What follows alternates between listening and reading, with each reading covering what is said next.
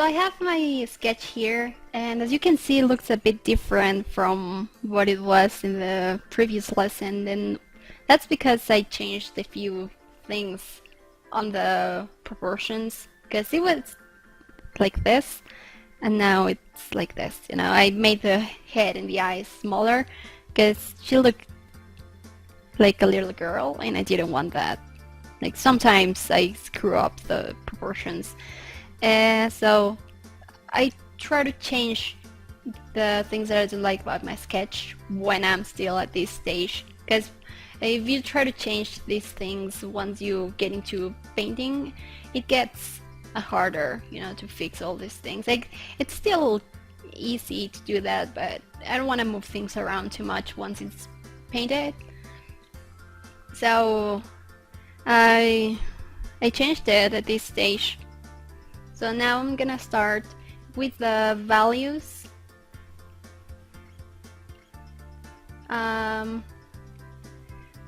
What I'm gonna do is I'm gonna use the lasso tool that you can find over here, and I'm gonna create layers underneath my sketch, and I'm gonna start selecting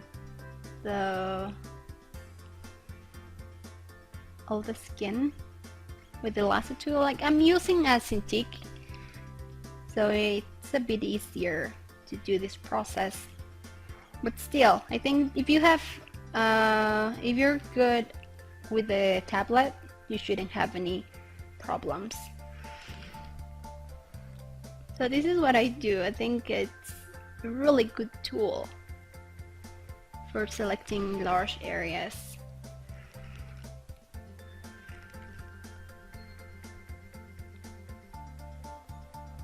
I'm not gonna get too picky about the hair. You know, the bangs are kind of irregular, but I'm just gonna do it very loose.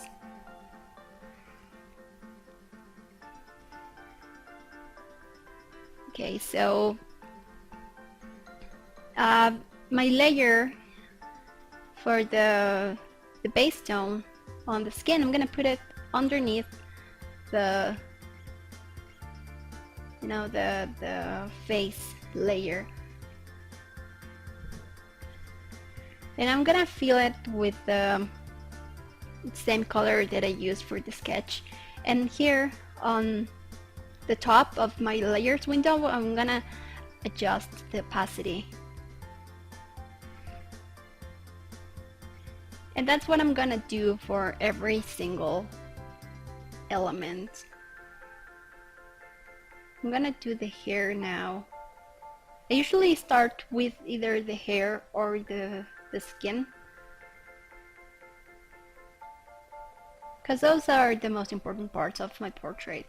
So I try to pay special attention to those things.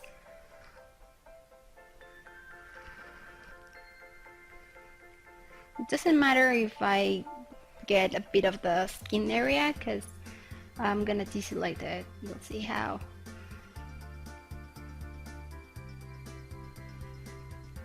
So I'm just gonna select every part like this.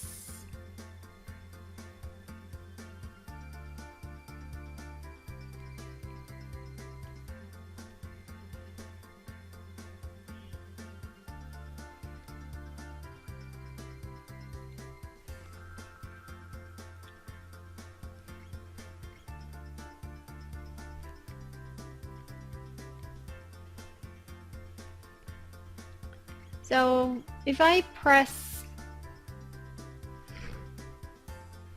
Ctrl Alt and I select the thumbnail for the skin, it's gonna deselect all that area. And I'm gonna place this layer underneath the hair layer. So I'm gonna do the same process. I'm going to fill the hair, and I'm gonna create a new one. I do it all in separate layers so I can adjust the opacity. because it's a process that I've been following for quite a few months. I don't know, maybe a year. That I found that it was that it was a very easy way to find the right contrast.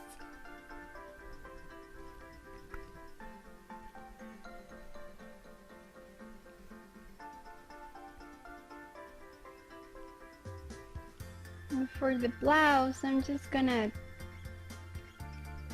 do it like, I know it's white, this area, but it still needs to have a bit of color. Like this. So I have different values. What we're looking for is a contrast. We need to identify each element by contrast. Like if I hide my sketch, I should still be able to separate the elements visually. So it is very important to keep a very nice contrast, especially like in portraits. The face should be stand out a lot more than the rest of the body. So you want to make sure that you have more contrast in that area. You see, so if I squint, I'll be able to see more clearly this area because I can see more contrast. I can see a very dark color here, and then I have the hair, and then I have the skin, and the eyes are kind of popping out from all these dark areas. So the blouse is not like competing with what's really important about this portrait. So I want to make sure that these colors, they're all different from each other. If I made, like right now my opacity on the hair, it's at 80%. And if I go lower,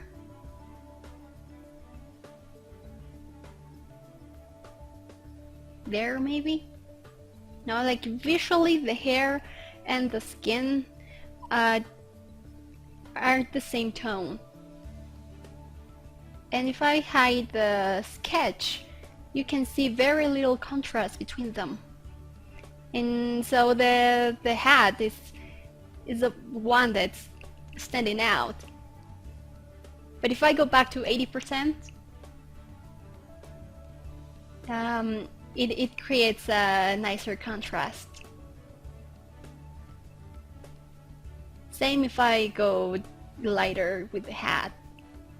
Now they kind of blend. So that's why I like to work with monochromatic tones. At first, you can really see the base tones, the contrast, and that makes a much better composition. So I'm gonna color the background. I'm gonna select all my layers, so holding Control and clicking on the thumbnail, it's gonna select all the pixels that exist in that layer. And if I go Alt and Shift and click on the next element, it's gonna add them to the selection. See, so I'm gonna go Control Shift I, and it's gonna invert the mask. So with the bucket tool, I'm gonna fill all that area with the same color. You can deselect now. So we still need to find contrast between the background and the character. We don't want them to compete. We still want the girl to stand out from the background. So if I go lighter, like maybe the skin and the background start blending. We don't want that. So I'll go back to maybe 50%, 50. I think that's a really nice contrast. Oops, I need this layer. So I think I like it. Maybe if I go darker, it still works. Maybe 60%.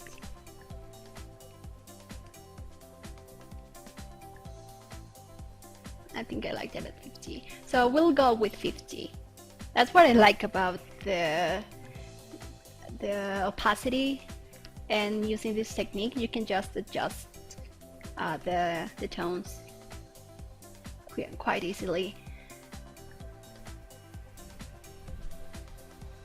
So this would be it for this lesson. We're gonna move on to the next step, which is choosing the lighting for the portrait.